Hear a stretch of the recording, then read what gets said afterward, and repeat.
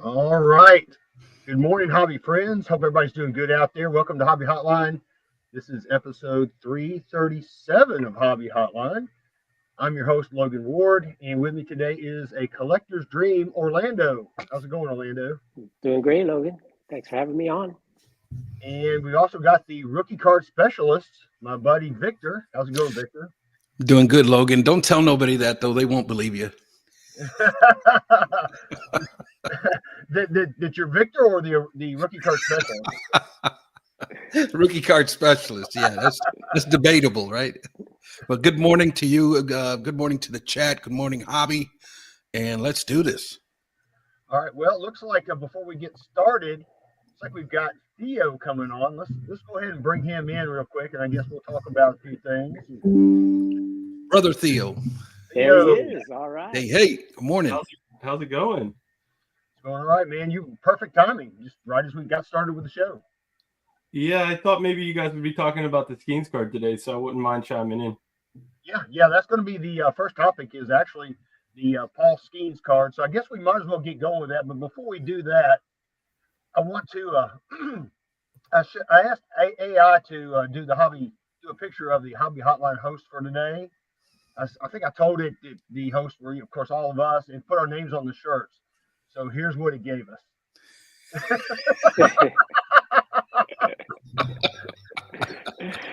Oh, that looks great. And No way, man. My Little Ponies there too. Not even close. No. So I just thought I'd throw that out there. I thought that was pretty funny. Indeed.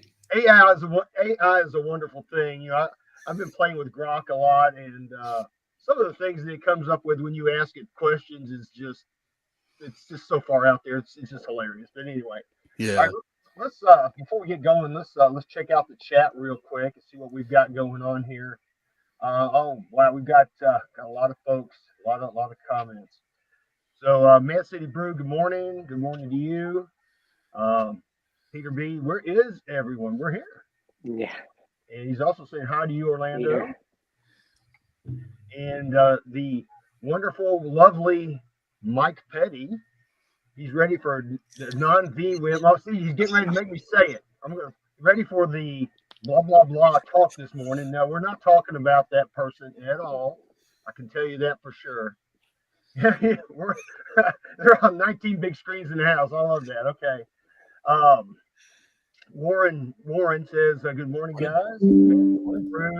Hey, Victor, you're no longer upstairs. You're in your No, basement. sir. Yeah. That's awesome, man. Moving on. Yeah. Larry says, good morning. Mike Petty, a hobbyist dream panel. Thank you very much. TJ, Chow, my friends, my pals. All right. That's great. Foul ball, good morning. It is a good morning. There's no doubt. And Mike Petty says, big name guest Theo. Man, we got a lot of comments going on here this morning. Larry says, looks just like you guys. He likes our picture. And TJ says, I think I'll start shopping at Dick's after they have a one-on-one Paul Skeens sweepstakes like Walmart had the Gretzky. Wow, yeah. I forgot about that. That Gretzky T206 way back when. I don't know if anybody ever won that card or not. But anyway, They did. okay. So let's get going, fellas. Let's talk about the Paul Skeens. It's the elephant in the room. The Paul Skeens 1-of-1 debut patch auction card. What are you guys' thoughts on this? It went for, with the buyer's premium, what was it? It was over $1 million. So I guess I'll go to you first, Victor. You sure you want me to go first? All Go right. ahead, Theo. Go ahead, Theo Theo. wants to Go Theo. for it, Theo. You're the guest. Yeah, I mean, I think I'm the only guy in here from Pittsburgh and a lifelong Pirates fan. So I appreciate you guys letting me jump on first off. It's a great show. It's a cornerstone of the hobby. So thank you guys for doing this every week. But I just want to say that this is the best case scenario for me as a Pirates fan. I live about an hour away from the Ross Park Dick's Sporting Goods location. So obviously they bought the card and they're going to put it on display there for anybody to see. And it looks like they're going to have a hobby area in the store. I think this is one of the most genius things I've seen a company do in a long time. I think this is how you grow the hobby, is things like this. So I just thought they knocked out a home run with this idea, and I could see other companies emulating something like this in the future. Like, for example, the Jackson Holiday card was for sale. I think people dropped the ball on that. It went for $198K, and he was everybody's darling a year ago. And I know the Pirates really did see this as a marketing opportunity for themselves, and obviously offered the big bounty that they offered. But we have one of the cheapest owners in baseball, and he obviously didn't want to step up to the plate and spend more than $1 million on this card. I think it's their loss, and I think this is just super, super great idea by Dick's Sporting Goods. I think they got a whole lot of marketing here for free on some of the biggest platforms on the internet. So that's my thoughts. All right. How about you, Victor? I'm gonna go back to you.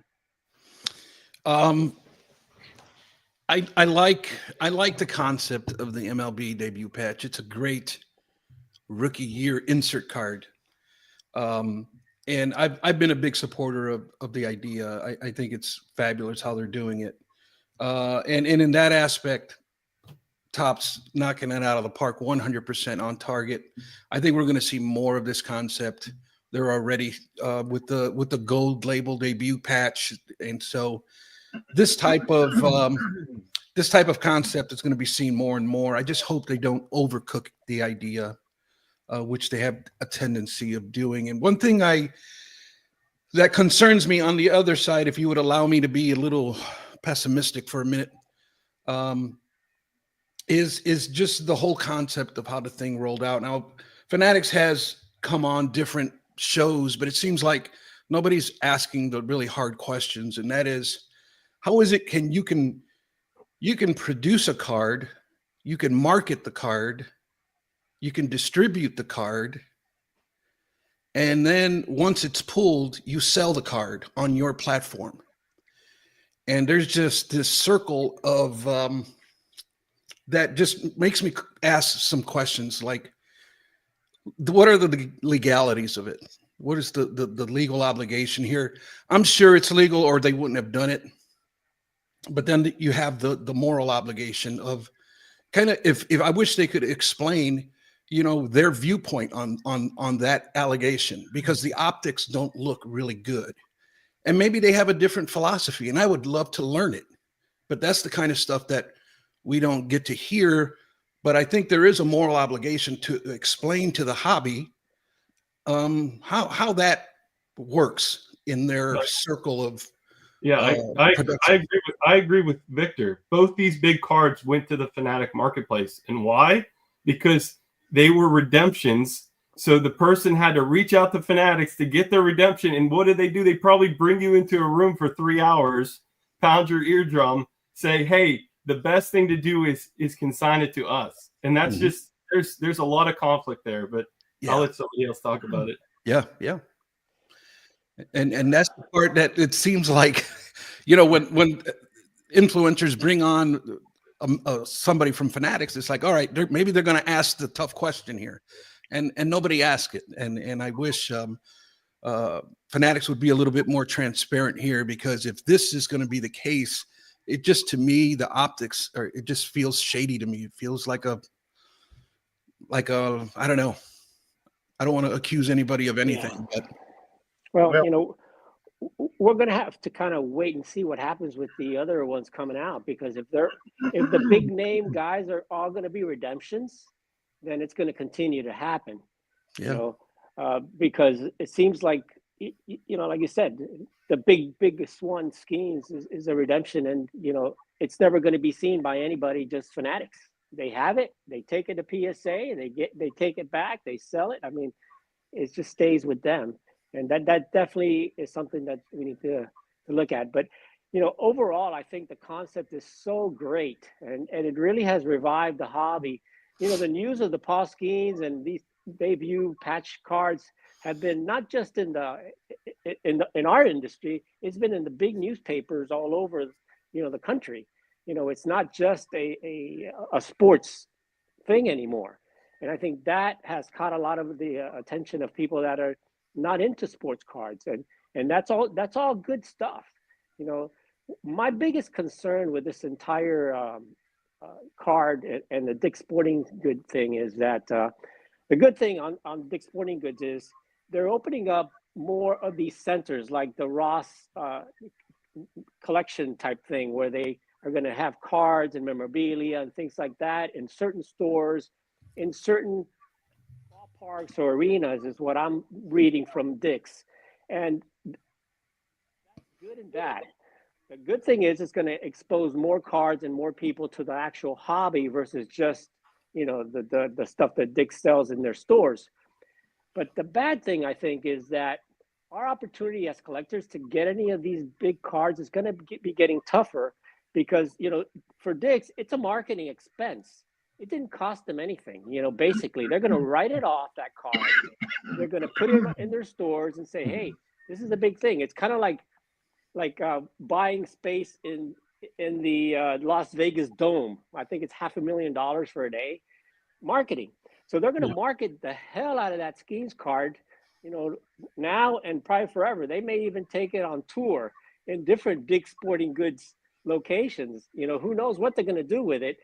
But I think the future is that, are they going to continue to buy more of these patch cards versus the collector, where they can spend whatever they want to spend on these in the future?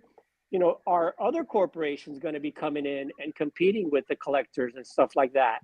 Because again, their marketing money is virtually unlimited, and somebody up there says, hey, we're going to make this card, one of these big marketing deals, and we're going to blow it up. And they can spend millions of dollars on that. So that's, I think, what they did with the Skeens. And, like part of what Victor's saying, are these big corporations going to take over some of these parts of the hobby? Yeah, but to be fair, this isn't a sandbox. I don't think any of us play in. None of us are multimillionaires that could buy a card like this. So if a multimillionaire bought this card and hid it in their collection and put it in a safe, the public would never see it again, or they wouldn't see it for a long time. So I think the fact that I, as a Pirate and a Skeens fan, I'm able to see this card now up close. I mean, it's almost the equivalent of a museum buying the card. In some cases, it's really, really cool for me as a collector being able to see such a big card that I would have never been able to bid on anyways. So yeah. No, it's great. I mean, we want to see it, but there's some other ones like what was the Jackson Holiday that sold for a couple $100,000? A collector probably bought that one, but in the future, is the team going to end up buying it, or is the actual player, which some of these players are actually buying them too? So I don't know. It's a tough thing. I'm never going to own it because that's not for me. But there may be other collectors with the funds that would want it, and they just are not going to be able to get it. Yeah, and it's one of them things. If I ever have to, go into Pittsburgh for anything, I think I will make a stop and check it out. Doesn't fare very well. I know there was like 64 bids, and I'm thinking to myself, what's up with the Pittsburgh Pirates? This would have been perfect for them. Yeah, exactly. To put into the stadium and bring people into the seats, and I think they missed out out here. They really did.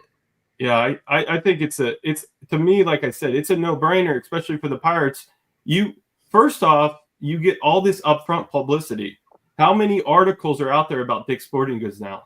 Mm-hmm. How much would it have cost them to get that much publicity on that many different levels nationally? It would have literally been impossible for them to get this much publicity. And now you also have people, foot traffic, walking in the door. And like you said, at the Pirates Stadium, you could be selling extra tickets. Obviously, the Pirates knew it was a good idea to get this card, hence the bounty they put out there. We have a cheap owner. He wasn't willing to actually spend the money up front. He wanted to give somebody 30 years of season tickets, which he knows that's not very costly on his end, right? Yeah. So he cheapened out, and Dick's Sporting Goods came out ahead on this, and I think it was very smart of them. Maybe Dix can rent it out to them for the weekend and display it at the park. For lease, yeah. Well, what do you guys? I'd love to hear your opinion on this. A lot of times pitchers are not important in the hobby, or not as important as the everyday players, right? And we see it time and time again, especially in vintage. So what's you guys' thoughts on, we have a young pitcher that outpaced the Jackson Holiday, same exact card. Like I said, Jackson Holiday's card sold for $198. Okay. This card sold for what, $1.1 million.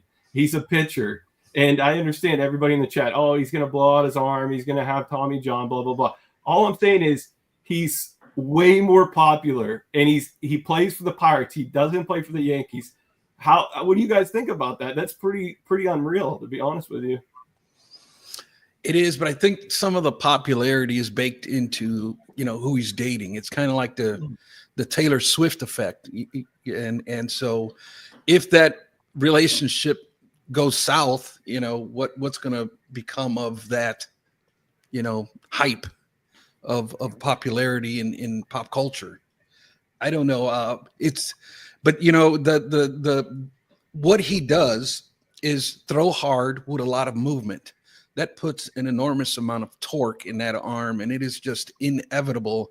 How many times have we seen it over the years that eventually it's going to lead to problems? And I think it's more buying into the hype. I think that's why we've seen such a big price difference. It's because he's such a part of pop culture because of who he's dating, but also what he brings to the table. I mean, he's got some really good stuff. Yeah, I mean, Livy Dunn didn't help him start the All-Star game this year, so he definitely has the stuff to prove it, right? Yep. I do think though, part of this hobby is about popularity, right? There's a reason why Mantle is the hobby darling. He wasn't the best player of all time, but he's the most popular, right? So in this hobby, it takes both. It takes popularity plus skill, in my opinion. Yeah, and I agree that he's got both right now, right? Yep. Oh yeah, I mean, he definitely has the most hype and is one of the best players now, in our era. Yeah. But my concern again is that I think that card has just hit top price. I don't think it'll ever be any more expensive than it is today, in my opinion. Just based on the history of, pitchers overall. I mean, like you said, right now it's the hype, but I think if you look back, 3 or 4 years from now, even if he wins Cy Young awards, I don't think that card will sell for more than what it's sold today. Remember, there's still going to be tons more of his cards coming out, and even though this will be the number one card, again, he's a pitcher. He's at the top of his game right now, and how long is it going to continue? Based on the history of pitchers, it's not going to happen. I don't think. He even if he becomes a Hall of Famer, becomes like Sandy Koufax, I don't think that card will still ever be worth $1 million. And just the way they utilize pitchers today, it's just not going to. It's just not going to happen. I understand the return on investment talk. I get it. My point is, if he's Sandy Koufax, the amount of hype that happened with this card, I do think it would be like a echelon card for somebody 20 years down the road, saying, when I was 15 years old, this card was all over the newspaper. I'm saying he does have that type of career, right? Yeah. But as far as a business like Dick's Sporting Goods go, the return on investment, they probably are, they're going to get tenfold that with the amount of. So we don't even have to worry if they resell for 100,000. The $1 million is nothing. Oh no, they're good. They're going to get their money out of it. They're getting out of it right now today as we speak. The promotion on that is crazy. The purchase is on every major news media outlet, major and minor. It's all over the place. So yeah, amazing. And I bet you're going to have lines at Dick's to look at the card. To go look at that card. Yep. And all the Pittsburgh stations will be out there. It'll be all over the news. Oh, absolutely. So, yeah, I think it's awesome. So I'm excited about it. I know a lot of people in the chat are very negative about the modern, how much these cards are selling for and stuff like that.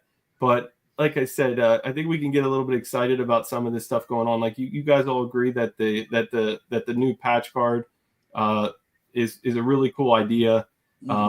Just to have a card. We love the rookie card, as Victor has a channel about the rookie card, but this is the rookie card's first game. So it's different than the other one-of-ones that are produced. This is their first game ever. So yeah. Yep. Wait till they have the Otani already wore that gold patch in Japan. Wait till that card comes out. Otani's first gold patch card, 1-of-1. You know, that's, you know, it's great though. It's great for the hobby. I love all that stuff. You know, just like all the bat knob cards and all that stuff like that. I love it. I think those are probably some of the best inventions that they've come up with in the last few years. So, if I could circle back to Victor's point about Fanatics, you know, having somewhat of a monopoly. Victor, what's your opinion on the PSA marketplace now? Because PSA, you're sending them your cards, you're telling them that you want them to resell your cards, and then they're grading the card and reselling it through eBay, right? Yeah. So yes. The referee is selling the cards before they referee the game, right? I mean, Yeah, I think the difference there is that they've partnered with eBay. So it's kind of like more of a service to the collector. okay, but if they give you a better grade, do they not make better profit? I hear you. Yeah, it's true. Yep. Yeah, but the cards don't get sent straight to eBay unless you say that you want to sell it. And I think you can get it back. I think that process happens after it's graded. I'm not 100% sure. Yeah, I'm pretty sure after it's graded, they ask you, do you want to go to the vault? Do you want me to ship it to you? Yeah, that's correct. Is that correct? They don't ask you before? Yeah. No. Okay. I guess it's a little bit better. Still a way for them to get every little bit from that of profit that they can get, you know, and every end of it from the beginning to the end, you know. Yeah. I mean, yeah, go ahead. I was going to say PSA doesn't manufacture the cards, though. That's one big difference as well. Yeah, that's another one. So, you're talking, Logan is pro PSAs. What? What are you talking about? I am too, to a certain extent. So, talking about this card, I've got a couple of memes, and I also asked AI. This is before I found out that Dix bought the card. I asked AI, show me a picture of people bidding on the Paul Skeens 1-of-1 patch card, and this is what it came up with.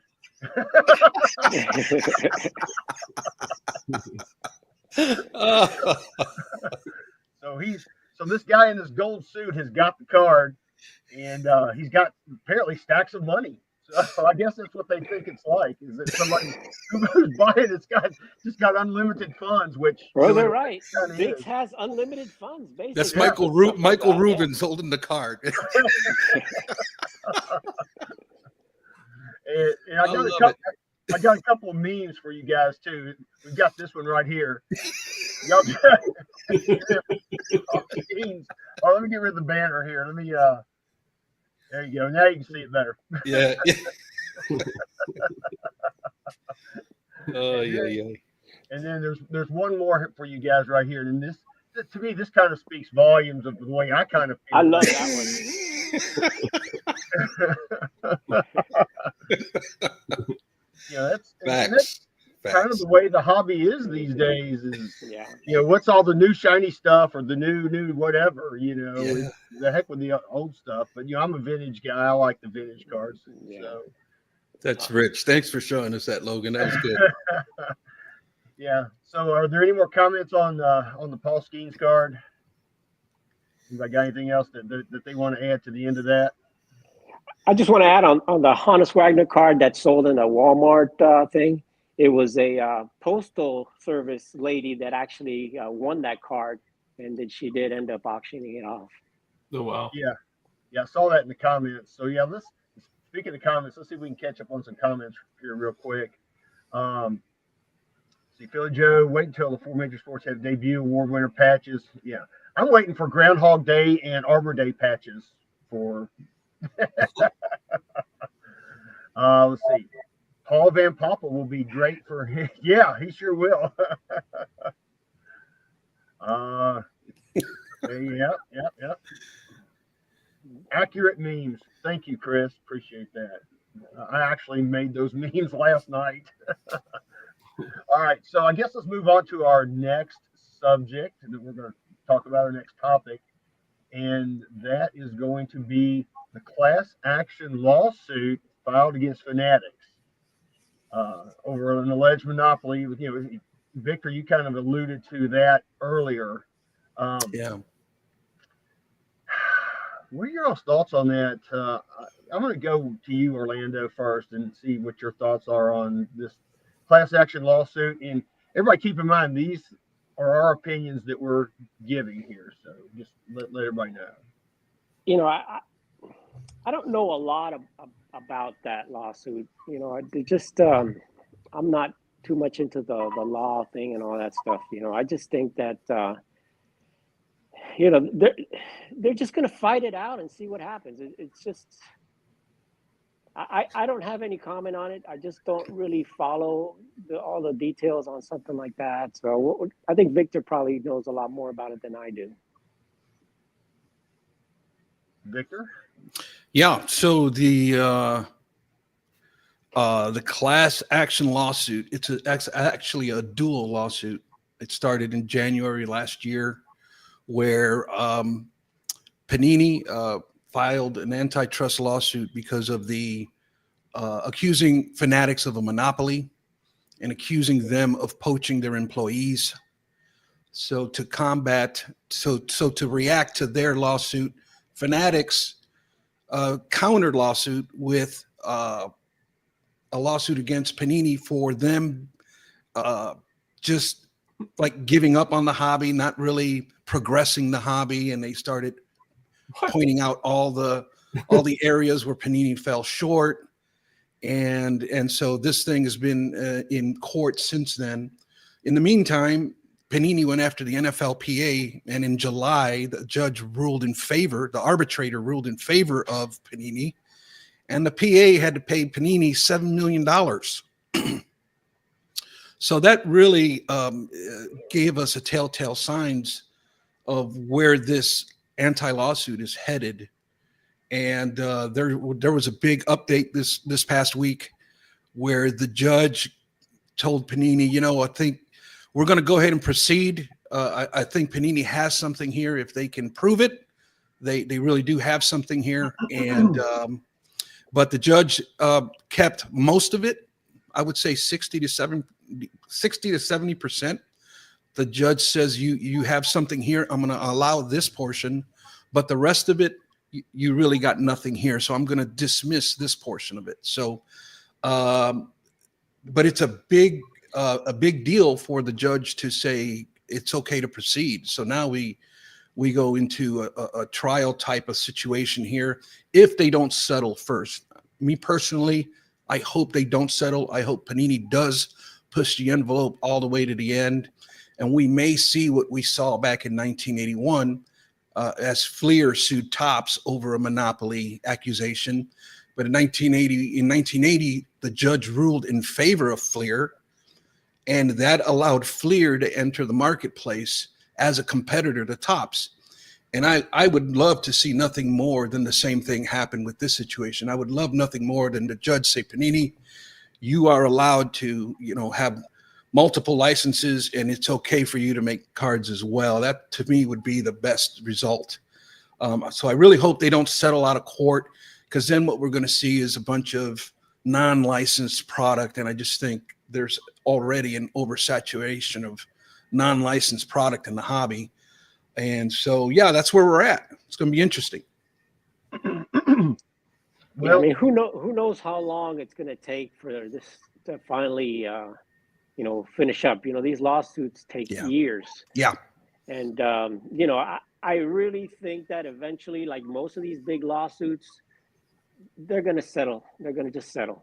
Either Fanatics going to just throw a bunch of money at them and settle that way, or something, because, you know, I think what Victor is saying is correct. If this goes all the way to the end, this could really hurt Fanatics.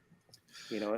Yeah. And I know like Fleer entered their lawsuit in 1975, and it wasn't resolved or settled until 1980, if that's any indication. Yeah. So yeah, it will take some time for this to, but I mean, like, it's this Paul Skeens, this could be something that Panini uses as Exhibit A as far as their monopoly accusation. They can look at this sale of Paul Skeens. We're all celebrating. This could be a bullet in Panini's gun here when it comes to the trial. Mm-hmm. That's a good point. Well, what about the fact, Victor? Didn't Fanatics come in and end Panini's end their contracts early with the leagues too, and basically they couldn't finish out those runs with those cards, or does that have nothing to do with this? No, I think it has everything to do with that. Let me read some of this. Let me read the first couple of paragraphs. It says a proposed class action lawsuit alleges Fanatics and 3 of the nation's professional sports leagues have illegally conspired to monopolize the market for NBA, NFL, and MLB trading cards, causing buyers to pay artificially inflated prices. The 47-page class action lawsuit accuses retailer Fanatics of inducing the National Football League, National Basketball Association, and Major League Baseball to lock into long-term licensing deals with promises of shares in future profits from alleged trading card monopoly scheme. From there, Fanatics, before those agreements have even gone into effect, have coerced the leagues into systematically block its sole remaining competitor from the trading card market, leaving consumers with fewer choices, lower quality, and higher prices for NBA, NFL, and MLB trading cards, the antitrust lawsuit alleges. So There you go. That's what you're talking about right there. There was, allegedly, there was, conspiring with the leagues to say, hey, come on and go ahead with us earlier, and the heck with Panini. So I think, that's part of what they're talking about. Yeah. That's a tough lawsuit to prove that there was conspiring between all 3 leagues, And of course, Fanatics is just going to say, look, we bought the rights. We signed a contract. We have an agreement. That's the way it is, That's the way it's been. So we'll see. It is a monopoly, though. I agree with the premise of the lawsuit. Yeah, but it was one of them things where they were still under contract with Panini, and everybody jumped ship in the middle of the contract. They jumped ship. You can't do that, guys. You just can't. I don't know what they were thinking. I mean, that PA has an army of attorneys, and how they did that is just beyond me. It's just outrageous. Yeah, I don't like not finishing out your contract. That doesn't feel right to me at all. Right, and not giving them a chance to even compete. Yeah, if you want to buy out their contract and start early, then do it the right way, in my opinion. Exactly. Come on now. Yeah, they definitely went behind their back on that one. Yeah, in my opinion, I agree with you, Victor. And here's something else that they talk about. They say another key element to the alleged trading card monopoly conspiracy is the acquisition of Topps. Once the dominant MLB player trading card company, the filing goes on. In January 2022, about 5 months after Fanatics announced its long-term deals with the sports leagues and player associations, Fanatics bought Topps for $500 million, roughly a third of the company's valuation in acquisition talks that took place just prior to Fanatics initiating its monopolistic campaign, the suit says. So, there is that piece as well, where they got Topps cheap. Yeah, and of course it's accusation. Panini has to prove all of this, and that's where it's going to be difficult. Yeah, that's very true. But yeah, this suit, like I said, it's probably going to drag on for quite some time. Like the Fleer Topps deal did. So I guess we'll find out eventually. And I'm with you, Victor. I hope it goes to the bitter end. I really do. I want to see it go to the very end. Yeah, I don't like the monopoly. I don't like this system. Hopefully they'll be able to let Panini produce some cards. Yep. Well, in my opinion, just looking at this from the outside, looking in, it looks like monopoly to me. I mean, they're wanting to control everything from scoop to nuts, and they're wanting to have everything You know, every sport. I'm surprised they haven't gotten NASCAR yet. Maybe they just don't feel that's what it's worth it. Hang in there, Logan. It'll happen, baby. It'll happen. Yeah, I'm sure they'll be working on pickleball and things like that. So, well, the last shoe to drop is them owning a grading company, right? That'd be it. And then they would have everything, right? Yeah. Well, in my opinion, you couldn't trust somebody that's making the cards to grade the cards. I think it's just a conflict of interest. That's what I think. Yeah, so for them to have a grading company, I would not want to use it just for that very reason. Yeah. So let me unshare the screen here. There we go. Now we're all back. Let's check some comments. We got a lot of comments stacked up here. Let me try to. I can't keep up with them today. Oh, I know, man. It's like Fast and Furious. John, here we go. John, you got John involved. We got John going. We got John going. We got something going on now. Yeah, he wrote a book out there. Greedy people suing other greedy people is adorable. He's right. Adorable. I'm not sure I'd want Panini with all the licenses. I don't want Panini with all the licenses. I would like to see multiple manufacturers, but I don't want to get back to the junk wax days like we had back in the early 90s. My God, that was just it was terrible. You see where the cards are now. Let's see here. Chris says in the 90s there were many manufacturers and there was innovation and scarce inserts. Oh no, competition. No, competition is good because you kind of rest on your laurels and you're not producing quality products. In my opinion, you're not being innovative. You're just kind of going with the status quo. So I think competition is a great thing. I think we need that, especially in the hobby. Yeah, there was some complacency there here in the last 5 years or so. So I'm glad they stirred the pot here, at least by Fanatics coming in. Let's see here. John says Panini can make the TCG BS. Yeah, well, TCG and Pokemon, that's a whole nother discussion. Who makes Pokemon? More of those cards than all the sports combined. Who makes? I mean, is that are they their own label, their own brand? Yeah, I'm not sure who makes all those cards, but it's not Panini. Somebody in the chat can let us know who produces Pokemon cards. Yeah, who makes Pokemon? Who makes Yu-Gi-Oh? Who makes Magic? It might be Nintendo, but I'm not 100% on who owns the trading cards because it used to be Wizard of the Coast, I believe. Yeah, it was Wizard of the Coast. Yeah, but I think they might have sold it at one point. Yeah.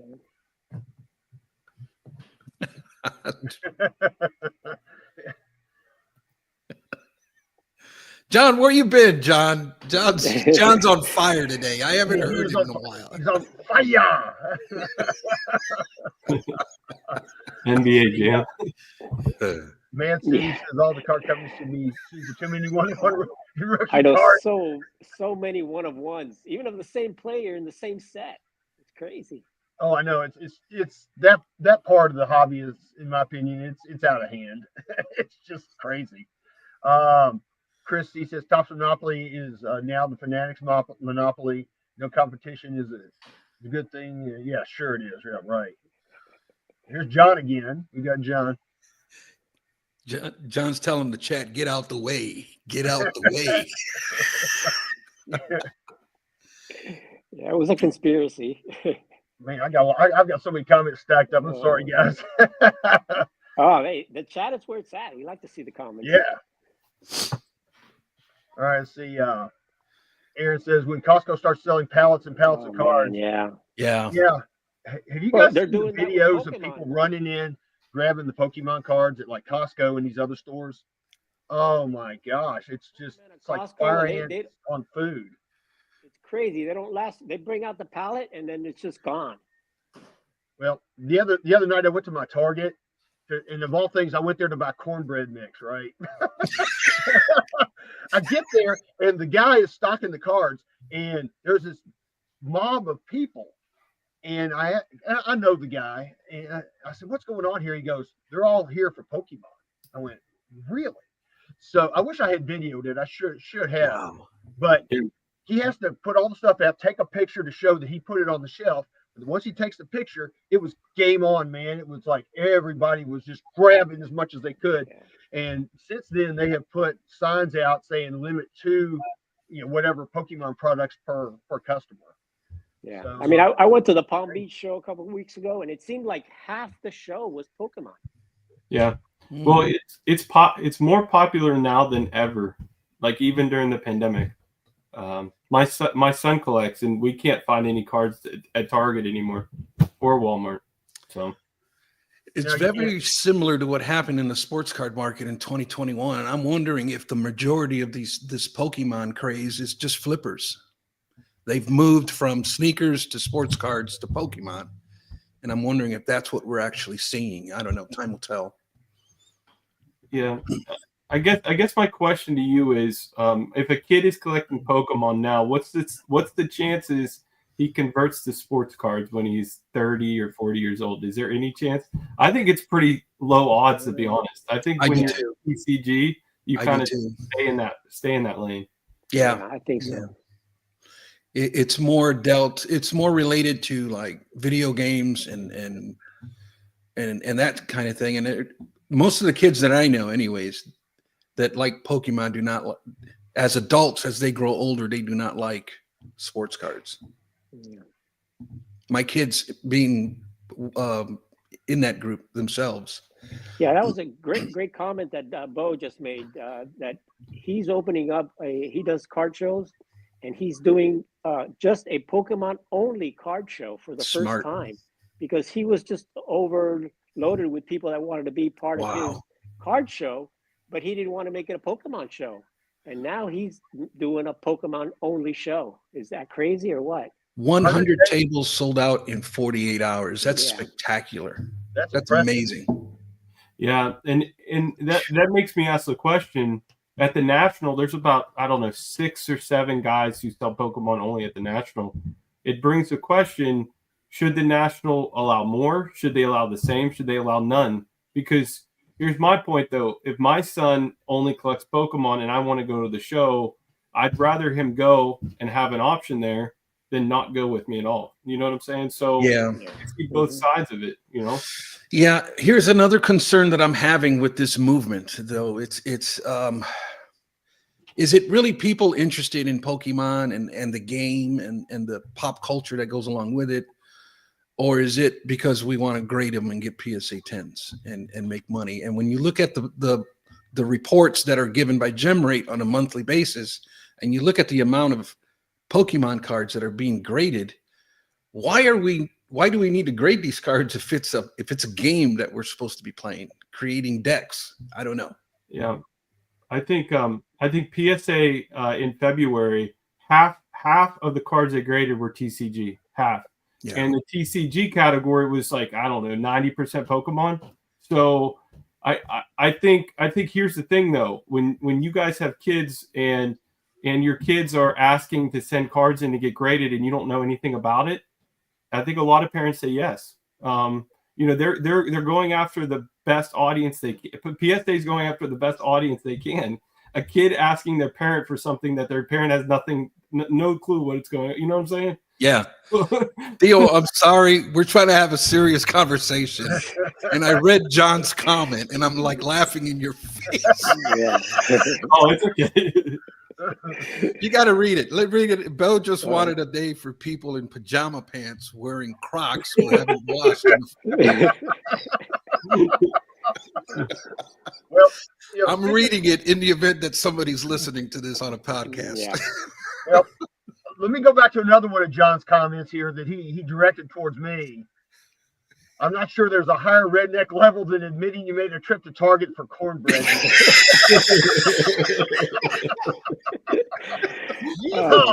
Oh man. Oh boy. Oh god. I forgot to tell you, I also picked up some grits while I was there too. The question is, did you make the cornbread? No, my wife made it. So I didn't make it. All right, let me see if I can get back to where we were. Let's see, Bo. Okay, we did that one. All right, hello everyone. That's a good-looking man in the lower right. Yes, sir. All right. Big Horror. Pokemon is its own company owned by Nintendo and 2 other video game manufacturers. The revenue is 7.5 times of Fanatics. Holy smokes. We thought Fanatics was a behemoth. That's impressive. The other impressive thing is they're able to do that without the one-on-ones that Fanatics feels they have to have, right? It's interesting. If Fanatics studied their playbook, they're being successful without having to do all these tricks, right? It's very interesting. Yeah, I don't see any game used Charizard cards either. No, except for the Cheetos one. Well, we got that. Hopefully we can talk about that here in a minute. But let's keep going with the comments real quick. Okay, yeah, there you go. Aaron says there's a variety of buyers of Pokemon. I'm going to say this about Pokemon. It kind of reminds me of F1 back in 2020. Before Topps came out with Topps Chrome F1, I bet 99% of the hobby had no clue who Lewis Hamilton was. In fact, I remember a guy buying a box in our local shop, a box of Topps Chrome. He goes, "I sure hope I get that Lewis guy," is what he said. And it kind of equates the same thing to me with Pokemon. Is anybody really collecting it? Because every night when I search do my safe searches on eBay, there's so much F1 for sale. I mean, does anybody collect it? It's like the same thing with Pokemon. Collecting Lewis Hamilton. Yeah. Hey, back to the skiing thing. Charizard can never need Tommy John surgery. So there you go. Yeah. No, and he's never going to be drunk driving either. That's true. Hey guys, thanks for having me on. I have to head out, but I appreciate you guys letting me jump on with you guys. All right, Thanks, Steve. Steve. Have a good one. Good to see you. And he's out of here. All right, let's catch up with some more comments real quick. We're already 47 minutes into this thing, and we've only done 2 topics. Wow. Boy. That's all right. No, it's good. Let's see. We've got one. Here's Bo. Card show segregation just isn't possible. I think somebody asked about putting the TCG in a separate place or something earlier, especially in monthly shows. Yeah, our local show here, we've got it's 80, 90 tables, and there's quite a few Pokemon. And I remember not this past show, but the show before that, there was a Pokemon guy set up straight across from us, and that guy was busy the whole time. He had people just looking over other people's shoulders and looking in and everything, and it was amazing to watch that. And he was selling things, just left and right. It was incredible to watch. Amazing. So yeah, I don't think you can segregate it, and I have no problem with it being at the National. Even though it is the National Sports Collectors Convention, maybe take sports out of it. Maybe it's going to be the National Trading Card Collectors Convention one day. I mean, who knows? Big enough to have its own separate show like Bo's doing, perhaps? I think it is right now. Yeah. I think it could happen. Yeah. Yeah, I think it is. The only thing that I see I don't see a lot of crossover. I mean, the people that go to the show for Pokemon, they don't go to the cards section, the baseball sports. They go straight to the Pokemon. And the same thing with us, us vintage guys or even the modern guys, we don't even go to those Pokemon tables. So I wish there would be some type of crossover or something like that, because we're all collectors. Right. Yeah. I mean, and I'm certainly not one to tell anybody how to collect anything, because I collect NASCAR cards. So there you go.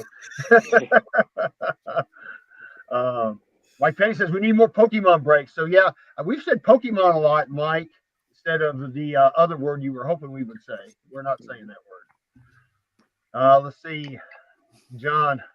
Only lazy parents want sports cards. Poke Folky in the same show. Yeah, okay. Peter B. coming to Pokemon game patch cards. Yeah, I mean, who knows what they'll do? I'm surprised that there's not some kind of patch cards in Pokemon.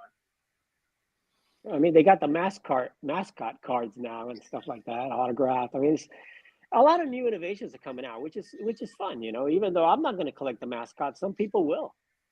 Yeah, that's true. Yeah, here's a Chris. He says Pokemon kabooms. Some That's a good Pokemon idea. downtowns. You never know. Yeah, Pokemon by far is the biggest sector of the TCG market, no doubt. Well, we've got so many comments here. Let's see. We've got Chris is yes, but Charizard isn't making the Hall of Fame either. That's true. Oh, the Hall of Fame for TCG though. They could come out with a TCG Hall of Fame. I think Charizard is kind of the Mickey Mantle of he is of TCG. Yeah, we've got a racing card Hall of Fame. There's a baseball card Hall of Fame. There's a football card Hall of Fame. Yeah. Why not a Pokemon card Hall of Fame? I should probably see that happen. Okay, so John says that Theo had to run. He's trying to convince Starbucks to have a birthday party for 8-year-olds. So he's oh, John. Oh boy. Hey, Chris. Shout out to Chris. Yes, shout out to Chris the from job Missouri. he's done with Strongsville. So thank you, Chris. Oh man, I wanted Theo to plug the trade show at Strongsville, but he didn't have time to do that. We've been so busy talking about just everything else. So you went to the show last weekend, and you couldn't move to the TCG area, but had extra elbow room at the vintage sports tables. wow. That was kind of how our show was, because we had like maybe 3-4 people out of the 80 tables that were Pokemon, and every single one of those were packed. Wow. But what was funny is I broke out. I had bought some Happy Meals back during the pandemic and had some of those Pokemon packs. And I had those on my table for like $5, and they never came to my table because they saw sports cards, so they didn't see the Pokemon. So it just goes to show you that, how people are looking for either sports cards or TCG. Right. Mm-hmm. Yeah. Mm-hmm. All right, one more comment here. Jason says card shows aren't doing too bad either. Those sports card shows, they're no, they're not. Good movement going on. The hobby's healthy. The last 2 card shows that I was set up at were the best 2 card shows I've had since I started setting back up a couple years ago. Nice. Yeah. So definitely card shows have been very, very busy, busier than ever. You're right.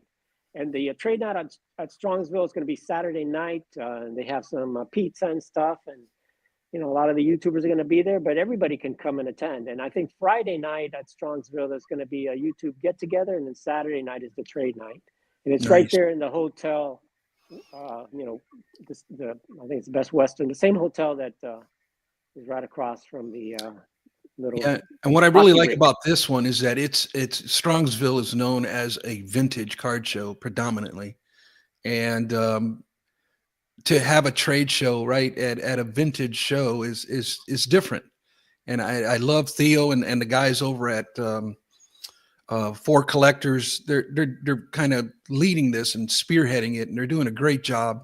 And they've gotten an opportunity to work with some sponsors. It's some really notable sponsors that have jumped on board. They love the idea, and they were very open to having a trade night at a vintage card show, and that's exciting. And kudos to those guys. And if you're going to Strongsville, make sure to be a part of that. Love it. Yeah, I've got to get up there sometime. That's one of my bucket list shows.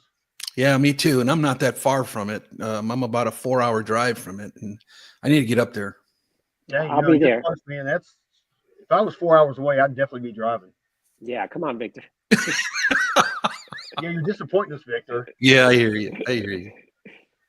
Well, let's talk about this real quick, I guess. PSA put out a list of its baseball offseason top 20 most graded card list.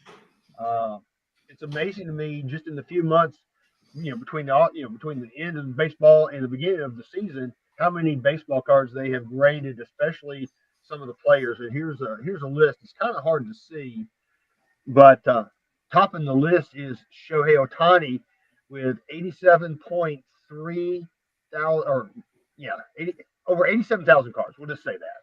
There you go. And that's just in a few months. That's just between the end of the season and the beginning of February.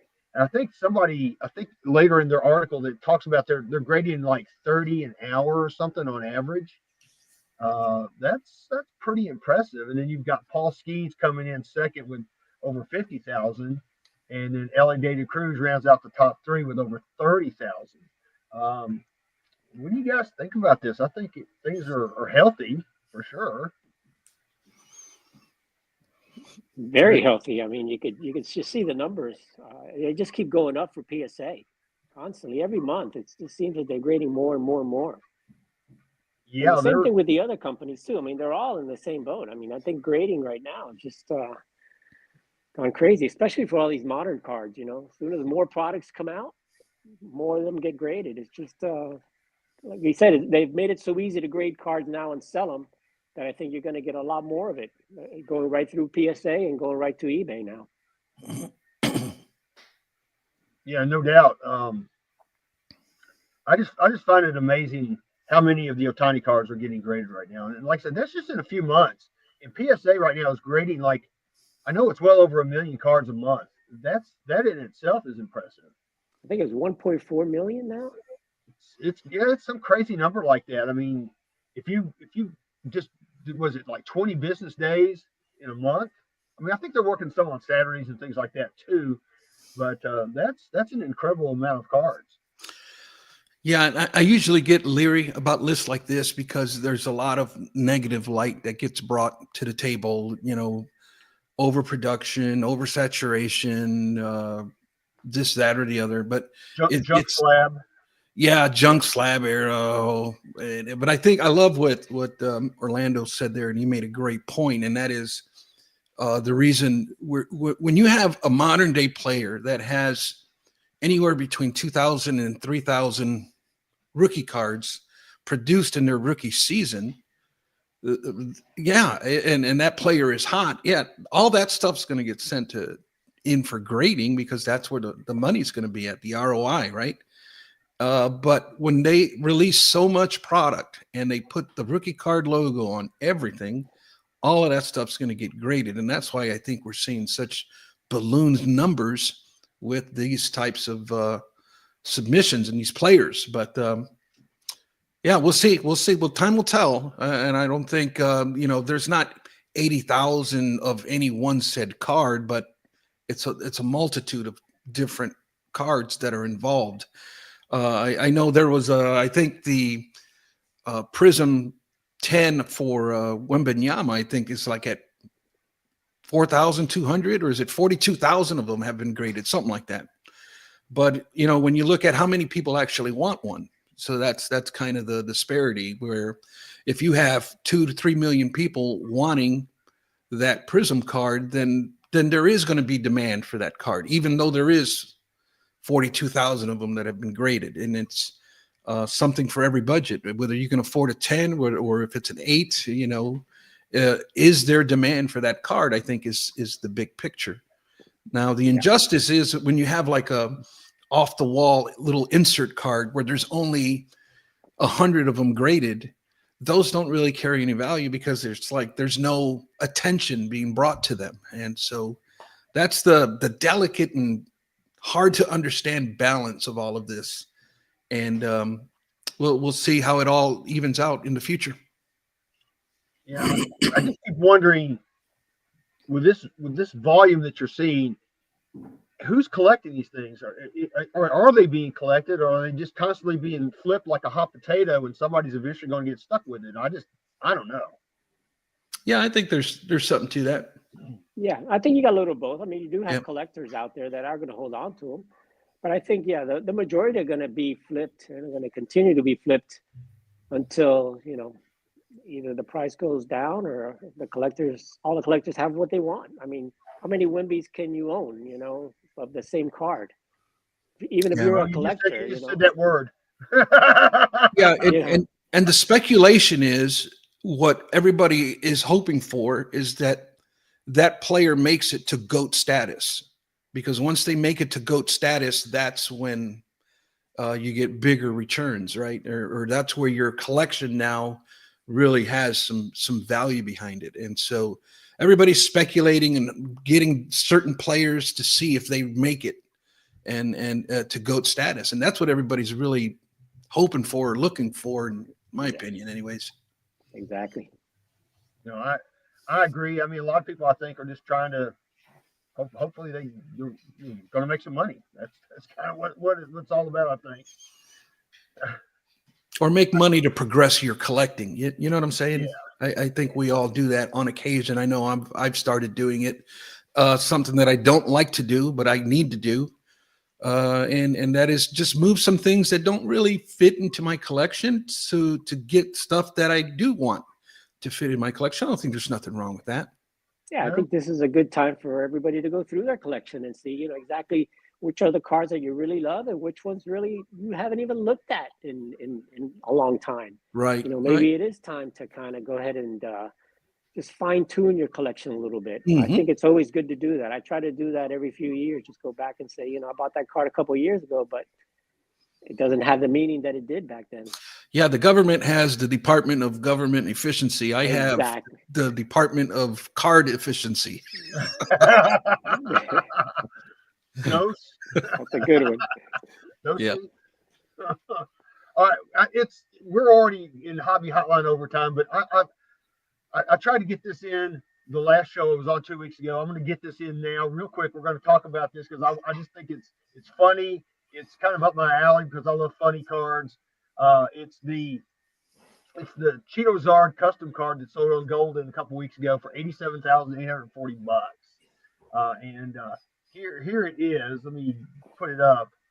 That's the card that sold for $87,000.